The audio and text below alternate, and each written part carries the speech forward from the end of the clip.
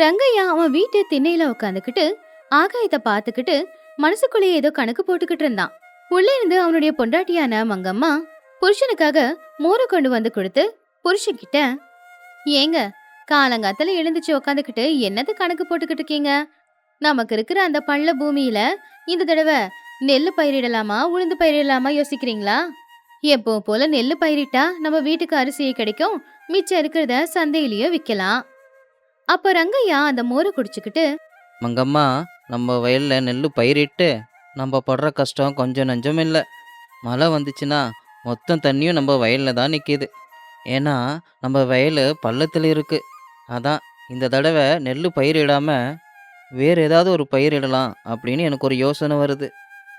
அப்ப மங்கம்மா ஆச்சரியமா, புது யோசனையா? நம்ம தாத்தா காலத்துல இருந்து அந்த பூமியில நெல்லு பயிரிட்டு தானே வழக்கம். இப்ப புதுசா என்ன பயிரிடலான்னு யோசிக்கிறீங்க? தெரியாத வேலையை செஞ்சா நஷ்டமாயிடுமோன்னு எனக்கு பயமா இருக்குங்க. இதுக்கு எதுக்கு பயப்படணும்? காலத்துக்கு ஏற்றப்போல நம்மளை நாமளே மாற்றிக்கணும். நம்ம வயலில் எப்பவுமே தண்ணி தேங்கி நிற்கிது. பேசாமல் நம்ம வயலில் பெரிய பள்ளமாக தோண்டி ஒரு குளமாக ஏற்பாடு பண்ணி அதில் குட்டி குட்டி எறாவை கொண்டாந்து வளர்த்தா, எறா வளர்ந்ததுக்கப்புறம் அது விற்போம். விற்றா நிறையா பணமும் கிடைக்குமில்ல. மங்கம்மா ரொம்ப ஆச்சரியமா, என்னது, எறா வளர்க்க போறோமா? ஊர்ல யாராவது கேட்டா சிரிப்பாங்க. எறாவ ஆத்துலயோ குளத்துலயோ வலைய போட்டு பிடிப்பாங்க. நீங்க என்னங்க வயல்ல வளர்க்கறான்னு சொல்றீங்க? அது மட்டும் இல்ல, குளத்தை தோண்ட நிறைய கூலி ஆட்கள் வேணுமே, அதுக்கு நிறைய பணம் செலவாகுமே. என் கழுத்துல இருக்கிற இந்த 2 பவுன் தங்க சங்கிலியை தவிர நம்ம கிட்ட வேற எதுவுமே இல்லையேங்க. உன்னோட நகையை நான் தொடமாட்டேன் மங்கம்மா. நானும் வேலைக்காரனும் 2 பேரும் சேர்ந்து ஒவ்வொரு நாளாக கொஞ்சம் கொஞ்சமாக பள்ளத்தை தோண்ட ஆரம்பிக்கிறோம். ஏதாவது ஒரு வேலை செய்யணும்னு முடிவு பண்ணிட்டா அதை செய்கிற அளவுக்கு என் உடம்புல பலம் இருக்கும் இல்லையா? அப்புறம் என்ன, நீ எனக்கு துணையாக இரு போதும். நம்ம வயலில் பள்ளத்தை தோண்டி அதில் எறாவை வலுத்து நம்ம 2 பேரும் சந்தோஷமாக இருக்க போகிறோம். நீயே பாரேன். அப்பதான் பக்கத்து வீட்டு சூரையாவும் அவன் பொண்டாட்டி லக்ஷ்மியும் அங்க வந்தாங்க. என்ன ரங்கையா, புருஷனும் பொண்டாட்டியும் காலங்காத்தில் ஏதோ கதை பேசிகிட்டு இருக்கீங்க? ஆமாம், எல்லாரும் வயலுக்கு போயிட்டாங்க. உங்கள் பள்ளமாக இருக்கிற அந்த வயலில் இந்த தடவை என்ன பயிரிட போகிற? ஆமா மங்கம்மா, எங்க வயல்ல 2 நாளைக்கு முன்னாடியே நாத்து நட்டாச்சே. உங்க வயல அப்படியே போட்டு வச்சிருக்கீங்களாமே, அதான் என்ன விஷயம்னு கேட்டுட்டு போலான்னு வந்தேன். உங்க வயல்ல எப்பவுமே தண்ணி தேங்குதான், அதனால கூலி ஆட்கள் கூட வேலைக்கு வர மாட்டேங்கிறாங்களாமே. ஐயோ லக்ஷ்மி அக்கா, நாத்து நடுற யோசனை என் வீட்டுக்காரருக்கு இல்லையே. அங்க எப்பவுமே தண்ணி தேங்குமா, அதனால பேசாம அங்க ஒரு குளத்தை வெட்டி அதுல எறா குட்டிங்களை விட்டு எறா வளர்த்து சந்தையில கொண்டு போய் விக்கலான்னு சொல்லிக்கிட்டு இருந்தாரு. நீங்களாவது இந்த மாதிரி யோசனையெல்லாம் வேண்டான்னு என் புருஷனுக்கு கொஞ்சம் சொல்லுங்க. சூரையா சிரிச்சுக்கிட்டே, என்ன ரங்கையா, மங்கம்மா சொல்கிறது உண்மைதானா? வயலில் கொலை எடுக்க போறியா? அதில் எற வளர்க்க போறியா? உனக்கு என்ன அறிவு இருக்கா? தாத்தா காலத்திலேருந்து அங்கே நெல் தானே பயிரிட்டு இருக்கோம்.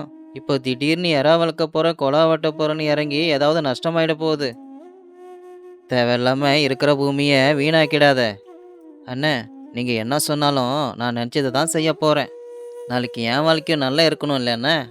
இத்தனை வருஷமாகவும் அதே வயலில் நெல் தான் பயிரிடுறேன். மழை வந்து தண்ணி தேங்கி நட்ட பயிரெல்லாம் வீணாக தான் போகுது. எனக்கு ஒவ்வொரு வருஷமாக நஷ்டமாக தான் போகுது. அதனால தான் வேறு வழி இல்லாமல் இந்த முடிவு எடுத்திருக்கேன். நிச்சயமாக இந்த முடிவு எனக்கு நல்லதாக தான் இருக்கும். ஏறங்கய்யா, இந்த எறா வளர்க்குற வேலையெல்லாம் நமக்கு தேவைதானா? நமக்கு தெரியாத ஒரு விஷயத்த பண்ண போற. சரி, எறாக்களை வளர்க்குறேங்கிற, அதுங்களுக்கு எந்த தீவனம் போட்டா நல்லா வளரும்னு உனக்கு தெரியுமா? நடுவுல ஏதாவது பிரச்சனை வந்துச்சுன்னா மறுபடியும் நெல் நடவும் முடியாது, அதுக்குன்னு அந்த குளத்தை விடவும் முடியாது. இதெல்லாம் விட்டுட்டு நமக்கு என்ன வருமோ அதை செய்யறதே நல்லது தானே. கஷ்டப்படாமல் எந்த வேலையும் நடக்காத நீ.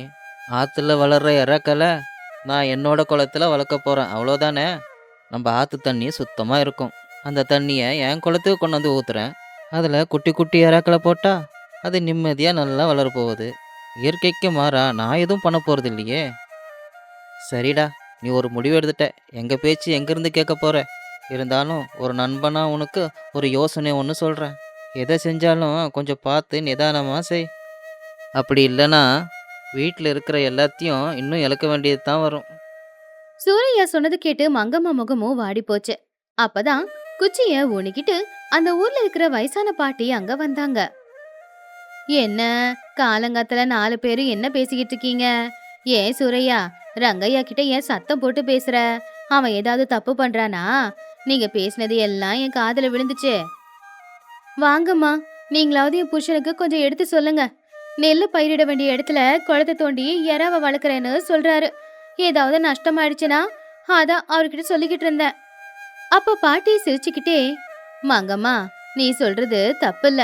நீ வீட்ல இருக்கிற பொம்பளை, குடும்பத்தை பத்தி யோசிக்கிற. ஆனா உன் புருஷன் யோசிக்கிறதுலயும் எந்த தப்பும் இல்ல.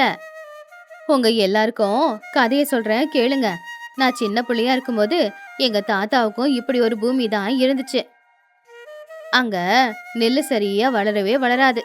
அதனால எங்க தாத்தா என்ன பண்ணாருன்னா, அந்த இடத்துல கொய்யா மரம், மாமரம் இது எல்லாத்தையும் வளர்த்தாரு. முதல்ல எங்க தாத்தா இப்படி பண்ணும்போது ஊர்க்காரங்க எல்லாரும் சிரிச்சாங்க. ஆனா அதுக்கப்புறம் அவருக்கு அதுல லாபம் தான் கிடைச்சது. ஐயோ! அது மரம் அத்தை. இது தண்ணியில வளரப் போற உயிர். 2த்துக்கும் நிறைய வித்தியாசம் இருக்குல்ல? ரெண்டுமே ஒண்ணுதான் சூரையா. பூமியில இருக்கிற அந்த மண்ணை பத்தி தெரிஞ்சுக்கிட்டு அதுக்கு ஏத்தாப்புல தான் நாம பயிரிடணும். அதான் ரங்கையா சொல்றான்ல, நெல்லு விளையாத இடத்துல மறுபடியும் மறுபடியும் நெல்லை போட்டு எதுக்கு நஷ்டப்படணும்? அதுக்கு பதிலா அவன் நினைக்கிற மாதிரி குளத்தை வெட்டி எறாக்களை வளர்த்தாலே அவன் பொழைச்சுப்பானே. ரங்கையா, நீ யார் பேச்சும் கேட்காத. நம்பிக்கையோட நீ நினைச்சதை செய். அந்த கடவுள் உனக்கு துணையா இருப்பான். நினைச்சது எல்லாம் நல்லபடியா நடக்கும். உங்க வார்த்தை எனக்கு யானை பலம் குடுத்துருக்கு அத்தை. இன்னைக்கே நாங்க போய் வேலையெல்லாம் ஆரம்பிச்சிடுறோம். என் பொண்டாட்டி எனக்கு துணையா இருக்கேன்னு சொல்லிட்டா. அவ கொடுக்குற தைரியம் ஒன்று போதும். எப்பவுமே என் வாழ்க்கை நல்லா இருக்கும். சரிங்க, உங்க கூடவே இருக்கிறது தான் எனக்கும் வேணும். அதான் அம்மாவும் சொல்றாங்கல்ல. இப்ப எனக்கும் தைரியம் வந்துருச்சு. நானும் குளத்தை தோன்றதுல உங்களுக்கு உதவியா இருக்கேன். என்ன நடக்குதோ அது நடக்கட்டும். நடக்கிறதெல்லாம் நல்லபடியா நடந்தா போதும். இப்படியே சில நாட்கள் போச்சு. ரங்கையா, மங்கம்மா 2 பேரும் சேர்ந்து அந்த வயலை ஒரு குளமா மாத்துனாங்க. அதுல சுத்தமான ஆத்து தண்ணிய கொண்டு வந்து ஊத்துனாங்க. பக்கத்து ஆத்துக்கு போய் அங்க இருக்கிற குட்டி குட்டி எறாக்களை கொண்டு வந்து அந்த குளத்துல எறாக்களை விட்டு அதுங்களுக்கு தேவையான நல்ல சத்தான தீவனத்தையும் தினமும் செஞ்சு போட்டுக்கிட்டு இருந்தாங்க. ஏங்க, எப்படியோ உங்க யோசனை நல்லாதான் வேலை செஞ்சிருக்கு. நேத்து சாயந்தரம் குளத்துல வலைய வீசி பார்த்தப்போ அதுல எறாக்கள் எல்லாம் பெருசு பெருசா வளர்ந்துருந்துச்சு. அத கொண்டு போய் வித்தா போதுங்க. இதுக்கப்புறம் நமக்கு எந்த ஒரு கஷ்டமும் இருக்காது. ஆமாமாங்கம்மா. நாம போடுற சாப்பாடு நல்லா சத்துள்ள சாப்பாடுன்றதுனால சீக்கிரமாவே வளருது. அது மட்டும் இல்ல, அடிக்கடி நம்ம தண்ணி மாத்திக்கிட்டு இருக்கோம்ல, அதனால அதுங்க சந்தோஷமா சுத்திக்கிட்டு இருக்கு. இந்த எறா எல்லாம் வளர்ந்ததுக்கு அப்புறம் பட்டணத்துக்கு கொண்டு போய் சந்தையில் வித்தா நமக்கு நிறைய பணம் கிடைக்கும். இது எல்லாத்துக்கும் காரணம் உங்களுடைய தைரியமும் உங்களுடைய எண்ணமும் தாங்க. முதல்ல ஊர்ல இருக்கிறவங்க நம்மள பார்த்து சிரிச்சாங்க. ஆனா இப்ப இந்த குளத்தை பார்த்து எல்லாரும் மூக்குல விரல் வைக்கிறாங்க. நேத்து கோவில்ல லட்சுமி அக்காவை பார்த்தப்போ உங்க குளம் ரொம்ப அழகா இருக்கு. இனிமே என்ன வாழ்க்கையில எந்த கஷ்டமும் வராது அப்படின்னு சொன்னாங்க. இது எல்லாத்துக்கும் இந்த பூமி தான் காரணம். இந்த பூமியில ஈரம் அதிகமா இருக்கிறதுனால இதுல நெல் பயிரிட்டாலும் விளையல. ஆனா இப்ப பாரு, இதுல எந்த அளவுக்கு அந்த எறாக்கள் வளருதுன்னு. அப்பதான் சூர்யாவும் அவனுடைய லக்ஷ்மியும் பதட்டமா அவங்க குளத்துக்கிட்ட வந்தாங்க. அவங்க 2 பேருடைய முகமும் ரொம்ப வாடி போயிருந்துச்சு. ரங்கையா, நான் ஒரு பெரிய கஷ்டத்துல இருக்கேன்டா. நீ தாண்டா எனக்கு ஒரு உதவி செய்யணும். அது கேட்டு ரங்கையாவும் பதட்டமா, அண்ணே, என்னண்ணா ஆச்சு? ஏன்னா இவ்வளோ பதட்டமா இருக்க? அண்ணி, என்னாச்சு? நீங்களாவது சொல்லுங்க. அப்போ லக்ஷ்மி கவலையா, என்னன்னு சொல்றது ரங்கையா, உனக்கு தெரியும்ல, எங்க வயல்ல நெல்லு பயிரிட்டு 4 மாசத்துக்கு மேல ஆயிடுச்சு. மழையும் வரல. நம்ம ஆத்துல இருக்கிற தண்ணியும் கொஞ்சம் கொஞ்சமா குறையுது. வயல்ல இருக்கிற விளைச்சல் எல்லாமே காஞ்சு போக ஆரம்பிச்சிடுச்சு. நாங்க பட்ட கஷ்டம் எல்லாம் மண்ணோட மண்ணா போக போகுது. எங்களுக்கு நீங்க தான் உதவி செய்யணும். ஆமா ரங்கையா, உன் பேச்சு கேட்காம என் வயல்ல நெல்லு தான் பயிரிட்டேன். இப்போ தண்ணி இல்லாம அந்த நெல்லெல்லாம் காஞ்சு போயிடுற மாதிரி இருக்கு. உன் குளத்துல இவ்வளோ தண்ணி இருக்கே, கொஞ்சம் தண்ணியை என்னோட வயலுக்கு நீ கொடுக்குறியா? அப்பதான் என் பயிர் வாடி போகாம உயிரோட இருக்கும். தயவு செஞ்சு இந்த ஒரு உதவி மட்டும் செய். ஐயோ அண்ணன், ஏன் இவ்வளோ பதட்டமா இருக்க? நீ என் கூட பிறந்த அண்ணன் மாதிரி. உனக்கு ஒரு கஷ்டம்னா அது எனக்கு இல்லையா? ஆனா இப்பதான் அந்த குளத்துல இறக்கல் எல்லாம் பெருசாகுது. இப்போ இதில் தண்ணி குறைஞ்சதுன்னா அது அதுங்களுக்கு தொந்தரவாக இருக்கும். நீ இந்த தண்ணி வேண்டாம். ஆனால் நான் உனக்கு ஒரு யோசனையை கொடுக்குறேன். என்ன யோசனை ரங்கையா? எதுவாக இருந்தாலும் சொல்லு, உனக்கு நன்றி கடன் படுறேன். அண்ணே, நான் இறாக்களுக்கு தீனி போட்டுக்கிட்டு இருக்கேன்ல, அந்த தீனி எல்லாமே இதோ இந்த குளத்துக்கு கீழே மண்ணோட மண்ணாக இருக்கு. அது ரொம்ப சத்தானது. இப்போ மண்ணுலேயும் அந்த சத்து கலந்ததுனால அந்த சேத்து தண்ணியை உன்னோட வயலுக்கு விட்டா பயிரெல்லாம் நல்லாவே விளையும். நாம் மோட்டார் போட்டு கீழே இருக்கிற சேத்து தண்ணியெல்லாம் எடுக்கலாம். அப்போ என் குளத்துல இருக்கிற தண்ணி அந்த அளவுக்கு குறையாது. அப்படியே தண்ணி குறைஞ்சாலும் கூட மறுபடியும் கொஞ்சம் தண்ணி விட்டுக்கலாம். உனக்கும் லாபம்தான், இதில் எனக்கும் லாபம்தான். உண்மையாதான் சொல்றியே ரங்கையா. உன்னோட குளத்துல இருக்கிற சத்தான தண்ணிய எங்க வயலுக்கு கொடுக்கறேன்னு சொல்றியே. உண்மையிலேயே உன் மனசு யாருக்குமே வராது. மங்கம்மா, இப்படிப்பட்ட புருஷன் கிடைக்க நீ கொடுத்துதான் வச்சிருக்கணும். என்னக்கா இது? நாம எல்லாரும் ஒரே ஊருக்காரங்க, அக்கத்து பக்கத்து வீட்டுல இருக்கோம். ஒருத்தங்களுக்கு கஷ்டம்னா இன்னொருத்தங்க உதவி செய்ய வேணாமா? நாளைக்கு நானும் உங்க வயலுக்கு வரேன், உங்களுக்கு உதவியா இருக்கேன். அடுத்த நாள் காலையில ரங்கையா சூரையா 2 பேரும் சேர்ந்து கஷ்டப்பட்டு அந்த குளத்துக்கு கீழே இருக்கிற சத்தான சேத்து தண்ணிய எடுத்தாங்க. அத சூரையோட வயலுக்கு ஊத்துனாங்க. அந்த மண்ணுல சத்து இருக்கிறதுனால அந்த விளைச்சலும் ரொம்ப நல்லபடியாவே விளைஞ்சுது. இன்னொரு பக்கம் ரங்கையாவோட குளத்துல இருக்கிற எறாக்களும் நல்லா பெருசு பெருசா வளர்ந்துருச்சு. அப்பதான் பாட்டி அங்க வந்தாங்க. என்னடா சூரையா, உன் வயல்ல விளைச்சல் எப்படி இருக்கு? அதான் ரங்கையா சத்தான தண்ணிய கொடுத்தானே. ஆமாத்த, இன்னைக்கு ரங்கையோட குளத்து தண்ணி தான் என் வயலில் இருக்கிற பயிரெல்லாம் காப்பாத்திச்சு. அன்னைக்கு புது யோசனைலாம் வேலைக்காகாதுன்னு சொன்னேன். ஆனால் காலத்துக்கு ஏத்தாப்புல நாமளும் யோசனையை மாற்றி தான் ஆகணும். ஆமாம்மா, ரங்கையா கொடுத்த தண்ணியால தான் காஞ்சி போக இருந்த எங்க வயல்ல இருக்கிற விளைச்சல் எல்லாம் இப்ப நல்லபடியா விளைஞ்சிருக்கு. அறுவடை செஞ்சதுக்கு அப்புறமா ஒரு மூட்டை அரிசிய நாங்க ரங்கையாவுக்கு தான் கொடுக்கலான்னு நினைச்சுக்கிட்டு இருக்கோம். அதை கேட்டு ரங்கையா, ஐயோ அண்ணி, எனக்கு எதுக்கு அந்த அரிசி மூட்டை? பேசாமல் கோயிலுக்கு கொடுங்க.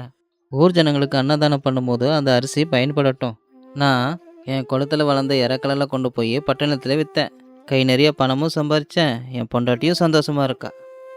இது எல்லாம் நம்ம முன்னோர்களோட ஆசீர்வாதம், நமக்குள்ள இருக்கிற ஒற்றுமை. எந்த பூமியில என்ன விளையும் அப்படின்னு தெரிஞ்சுக்கிட்டு அதுபடி நாம விளைய வச்சாதான் நஷ்டம் வராம நமக்கு நல்ல லாபமும் கிடைக்கும். பாத்தீங்க இல்ல, எப்பவுமே அரைச்சமாவையே அரைக்க கூடாது, இதுதான் செய்யணும் அப்படின்னு யாருடா இங்க ரூல் போட்டுது? காலத்துக்கு ஏத்தாப்புல நாமளும் மாறணும், நம்மள சுத்தி இருக்கிறவங்களையும் மாத்தணும். மண்ணுக்கு ஏத்தாப்புல தான் பயிர் போடணும், அப்பதான் நஷ்டம் வராம இருக்கும். ஒருத்தன் புதுசா பண்ணும்போது அதை பார்த்து கேலி பண்ணி சிரிக்கிறது, ஆனா அதுல அவன் லாபம் எடுத்தாதான் அவன் உண்மையிலேயே வெற்றி அடைஞ்சான்னு அப்ப வந்து மனசார பாராட்டுறது. இதுதானே இந்த உலகத்தோட வழக்கம். அதை கேட்ட எல்லாரும் ஆமான்னு சொன்னாங்க. சந்தோஷமா சிரிக்கவும் செஞ்சாங்க. அப்படி அவங்க எல்லாருடைய பிரச்சனையும் தீர்ந்துச்சு. ராமாபுரம் ஊர் எல்லையில ராமு சோமு அப்படிங்கிற அண்ணன் தம்பிங்களோட 2 ஏக்கர் பூமி இருந்துச்சு. அவங்க அப்பா அவங்களுக்காக கொடுத்துட்டு போன அந்த பூமியை நம்பிதான் அவங்க 2 பேரும் வாழ்ந்துகிட்டு இருந்தாங்க. ராமாவுக்கு கஷ்டப்பட்டு உழைக்கிறதை விட வேற எதுவும் தெரியாது. ஆனா சோமுவுக்கு கஷ்டப்படாம பணம் வந்தா நல்லா இருக்கும் அப்படின்னு தோணிக்கிட்டு இருந்துச்சு. இவங்க 2 பேருக்குமே சின்ன வயசுல இருந்து ஒரு நண்பன் இருந்தான். அவனோட பேரு தான் ஜெகன். ஒரு நாள் சோமு வயல்ல வேலை செஞ்சுக்கிட்டு இருக்கும்போது ரொம்பவும் கோவமா, அண்ணா என்னால் முடியாது. காலையிலிருந்து வேலை செஞ்சு கையெல்லாம் காப்பு காய்ச்சி போச்சு. இப்படி வேலை செஞ்சா வாழ்க்கை மாறுமா என்ன? அப்ப ராமு, பொறுமையா இருடா தம்பி, பூமியை நம்பினவங்க ஏமாற மாட்டாங்க, நம்ம கஷ்டம் வீணாகாது. சரியா அப்பதான் தங்குன்னு ஏதோ ஒரு சத்தமும் கேட்டுச்சு. 2 பேரும் ரொம்பவும் ஆச்சரியப்பட்டாங்க. அந்த இடத்துல இன்னும் ஆழமா தோண்டி பார்த்தப்போ ஒரு பள்ளத்துல இருந்து பானை வெளியில வந்துச்சு. அதை பார்த்து அவங்க 2 பேருமே ஆச்சரியப்பட்டாங்க. அதுல 10 தங்க காசும் இருந்துச்சு. அண்ணே பாத்தியா, புதையல் பானை. கடவுள் நம்ம மேல கருணை வச்சுதான் இதை கொடுத்துருக்காரு. நாம கோடீஸ்வரங்க ஆக போறோண்ணே. ராமு அந்த தங்க காசை கையில வச்சுக்கிட்டு, நீ சொல்றது உண்மைதான்டா. இந்த பணத்தை வச்சு நம்ம வயலுக்கு பக்கத்துல இருக்கிற 2 ஏக்கர் நிலத்தை வாங்கினோம்னா நம்ம சொத்து 2 மடங்காகும். என்னது, மறுபடியும் வயலா? அண்ணன் எப்பவும் இந்த வயலை நம்பியே வாழாத, பட்டணத்துக்கு போய் வியாபாரம் பண்ணலாம். அந்த சந்தோஷத்துல அவங்க வீட்டுக்கு போய்கிட்டு இருக்கும்போது அப்பதான் எதிர்க்க ஜெகன் நடந்து வந்தான். என்னங்கடா, அண்ணன் தம்பி 2 பேருமே இன்னைக்கு சீக்கிரம் வேலையை முடிச்சிட்டீங்க போலயே. முகத்துல வேற சந்தோஷம் தெரியுது. சோமு ரொம்ப ஆர்வமா, சந்தோஷமா தாண்டா இருக்கும், புதையல் கிடைச்சது, இதோ பாரு. அந்த தங்க காசை பார்த்த உடனே ஜெகன் மனசுல ரொம்பவும் பொறாம வந்துச்சு. எப்படியாவது அத அவனுக்கு அவன் சொந்தமாக்கிக்கணும் அப்படின்னு ஆசைப்பட்டான். அட நல்லா இருக்குடா. உங்களுக்கு தெரியல, இது வெறும் புதையல் இல்ல. அப்படின்னா இது ஒரு அடையாளம் மட்டும்தான். நம்ம ஊர் மலையில ராஜா காலத்துல ஒரு பெரிய புதையல் இருக்காமா. அந்த புதையலை கண்டுபிடிக்கிறதுக்கு இந்த மாதிரி சின்ன சின்ன அடையாளங்களை வச்சிருக்காங்களாம். அப்படியாடா? அப்ப அந்த பெரிய புதையலுக்கு நாம என்ன பண்றது? அதுக்கு ஒரு பெரிய புதையல் பண்ணணும். இந்த பானையையும் தங்க காசையும் மலைக்கு மேல இருக்கிற புளிய மரத்துக்கு கீழே புதைச்சி வச்சுட்டு 41 நாளைக்கு நம்ம பூஜை பண்ணணும். அப்ப அந்த தேவதை இந்த சின்ன புதையலை ஏத்துக்கிட்டு பெரிய புதையல் எங்க இருக்குன்றதுக்கான வழியை நமக்கு காட்டுவாங்க. ராமுவால இதை நம்ப முடியல. கிடைச்சத மறுபடியும் புதைக்கணுமா? என்னது இது? நீ சொல்றத நம்புற மாதிரி இல்லையே. அப்ப ஜெகன் ராமுவோட தோள்ல கை போட்டு, டே ராமு, என்ன நம்ப மாட்டியா? நான் உன் நண்பன் இல்லையா? சின்ன வயசுல இருந்து உனக்கு நல்லது மட்டும்தானே நினைச்சிருக்கேன். என் பேச்ச கேட்க மாட்டியா என்ன? அண்ணா, இவன் சொல்றது உண்மைதானே. இவன் சொன்ன மாதிரியே அந்த பூஜையை நம்ம பண்ணலாம். நம்மள இவன் ஏமாத்த மாட்டானே. நமக்கு பெரிய புதையல் கிடைக்கும்னு. ஒரு பக்கம் தம்பியோட பேராசை, இன்னொரு பக்கம் நண்பனோட பேச்சு, இது ரெண்டுக்கு நடுவுல ராமு தவிச்சுக்கிட்டு இருந்தான். கடைசியில வேற வழி இல்லைங்கிறதுனால அந்த பூஜைக்கு ராமு ஒத்துக்கிட்டான். அன்னைக்கு ராத்திரி நேரம் 3 பேரும் சேர்ந்து அந்த புதையல் பானையை எடுத்துக்கிட்டு மலைக்கு மேல இருக்கிற புளிய மரத்துக்கிட்ட போனாங்க. ஜெகன் சொன்ன மாதிரியே அங்க ஒரு பள்ளம் தோண்டி அந்த பானையை அதுக்குள்ள வச்சு போட்டு புதைச்சிட்டாங்க. அப்ப ஜெகன் இன்னும் 40 நாளைக்கு இந்த பக்கம் யாரும் எட்டி பார்க்க கூடாது அப்படின்னு எல்லார்கிட்டயும் சொன்னான். எல்லாரும் சரின்னு சொல்லி கிளம்பிட்டாங்க. ஆனா அன்னைக்கு ராத்திரியே எல்லாரும் தூங்கினதுக்கு அப்புறமா ஜெகன் யாருக்கும் தெரியாம மறுபடியும் அந்த புளிய மரத்துக்கிட்ட வந்தான். அவன் பள்ளத்தை தோண்டி அதுக்குள்ள இருக்கிற தங்க காசை எல்லாத்தையும் எடுத்துக்கிட்டு அந்த பானையில கல்ல போட்டு மறுபடியும் யாருக்கும் தெரியாம புதைச்சு வச்சுட்டான். அதுக்கப்புறம் அவன் அமைதியா வீட்டுக்கும் போயிட்டான். 40 நாளும் ஆச்சு. சோமு கூடிய சீக்கிரம் நம்ம கோடீஸ்வரங்களா ஆக போறோம் அப்படிங்கிற கனவுல மிதந்துகிட்டு இருந்தான். ஆனா ராமுவோட மனசுக்குள்ள மட்டும் பயங்கரமான ஒரு குழப்பம். 41வது நாள் அவங்க 3 பேருமே மறுபடியும் அந்த புளிய மரத்துக்கிட்ட வந்தாங்க. அந்த பள்ளத்தை தோண்டி பானைய வெளியில எடுத்தாங்க. இனி நமக்கு கஷ்டம் இல்ல, ராஜாவாக போறோம். அந்த புதையல் பானையை வெளியில எடுத்து அதை திறந்து பார்த்தா அதுக்குள்ள இருக்க வேண்டிய தங்க காசு இல்ல. அதுல இருந்தது வெறும் கல்லு மட்டும்தான். அதை பார்த்து ஆச்சரியமா, ஐயோ, என்னென்ன இது? யாருன்னு கல்ல போட்டிருக்காங்க? நாம ஏமாந்துட்டோமா? அப்போ ஜெகன் கூட, என்ன இப்படி ஆயிடுச்சு? யாரோ தப்பு பண்ணியிருக்காங்க. கடவுளுக்கு கோபம் வந்திருக்கு. கடவுளுக்கு கோபம் வரலடா, திருடன் யாருன்னு எனக்கு தெரியும். அதை கேட்டு ஜெகன் சோமு 2 பேருமே ஆச்சரியமா, யாரு? நமக்குள்ள ஒருத்தந்தான். டே ஜெகன், அன்னைக்கு நீ பூஜைய பத்தி சொன்னப்ப எனக்கு நம்பிக்கை இல்ல. அதனால அன்னைக்கு ராத்திரியே இந்த புளிய மரத்துக்கிட்ட நான் வந்தேன். நீ வந்தியா? ஆமா, அன்னைக்கு வந்து பானையை திறந்து அதுக்குள்ள இருந்த 10 தங்க காசை நான் எடுத்து வச்சுக்கிட்டேன். அதுக்கப்புறமா தங்கமுலாம் பூசி இருந்த 10 மண்ணு காசை எடுத்து பானைக்குள்ள போட்டு வச்சேன். மண்ணு காசா? ஆமா, இவன் மேல எனக்கு சந்தேகம் அப்ப இருந்தே இருந்துச்சு. அது ஏன்னா அடுத்த நாள் முழுக்க இவன் இந்த புளிய மரத்தை சுத்தி வந்ததை நான் பார்த்தேன். ஜெகனோட முகத்துல பயம் தெளிவா தெரிஞ்சுது. கேட்டுக்கோ ஜெகன், அன்னைக்கு நீ வந்து பானையில இருந்து எடுத்தது தங்க காசு இல்ல, வெறும் மண்ணு காசு. அதுக்கப்புறம் பானையில கல்ல போட்டுட்டு புதைச்சியா? ஜெகன் தடுமாறிக்கிட்டே, நான் எந்த தப்பும் பண்ணல. நீ பொய் சொல்ற. தேவையில்லாம என் மேல பழி போடுற. அப்ப நீ இங்கிருந்து எடுத்துட்டு போனியே மண்ணு காசு, அதை எங்க வச்சிருக்கேன்னு சொல்லு. அதுக்குள்ள என்ன இருக்குன்னு அப்புறம் பாப்போம். அப்ப ஜெகன் தைரியமா, என் வீட்டுல எந்த காசும் இல்ல. நான் எந்த தப்பும் பண்ணல. தப்பு பண்ணது நீங்க தான். நீங்க 2 பேரும் என்ன ஏமாத்த பாக்குறீங்க. டே துரோகி, எங்க அண்ணன் கடவுள் மாதிரி. அவர் பொய் சொல்ல மாட்டாரு. இப்ப நீ உண்மைய சொல்லல, அப்புறம் அவ்வளவுதான். அதை கேட்டு ஜெகன், டேய், என்கிட்ட வந்த அவ்வளவுதான். ராமு சோமுவை தடுத்து, இருடா தம்பி, அவசரப்படாத. இதுக்கெல்லாம் ஒருத்தர் தான் சரியான பதில சொல்ல முடியும். அது நம்ம பூபதி ஐயா தான். விஷயம் ஊர்ல எல்லாருக்கும் தெரிய வந்துச்சு. அப்போ பஞ்சாயத்துல பூபதி ஐயா வந்து உக்காந்துக்கிட்டு இருந்தாரு. ஊஜனுங்க எல்லாருமே பஞ்சாயத்துக்கு வந்தாங்க. ராமு நடந்தத சொன்னான். ஜெகன் அவன் எந்த தப்பும் பண்ணல அப்படின்னு சாதிச்சான்.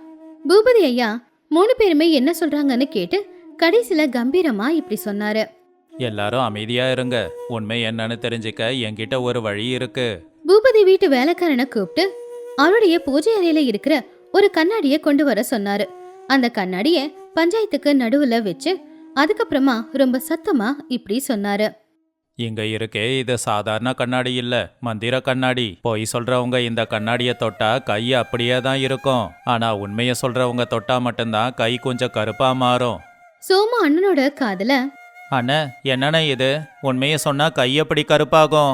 பூபதி ஐயா ரொம்ப புத்திசாலி. அவர் சொல்றதுல அர்த்தம் இருக்கும். அதை அப்படியே செய்வோம். ஜெகன் அந்த கண்ணாடிய பார்த்து கொஞ்சம் பயந்தான். என்ன இது?